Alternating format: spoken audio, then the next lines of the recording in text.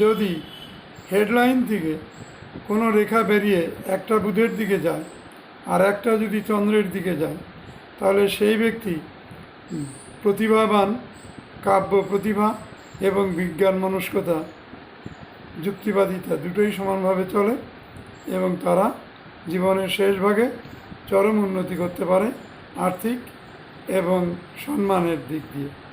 আর এইসব ব্যক্তিরা বিশেষ করে বৈবাহিক লাইফ তাদের বেশি শুভ দেখা যায় না।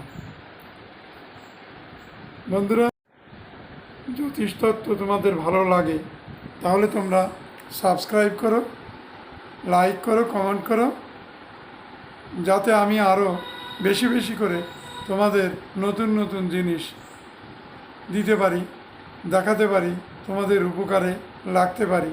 তার জন্য তোমরা যদি আমাকে ভালোবাসো তাহলে আমাকে সাবস্ক্রাইব করো, আর যদি ভালো না বাসো কমেন্ট করো, আমি বেরিয়ে যাবো তোমাদের কাছ থেকে।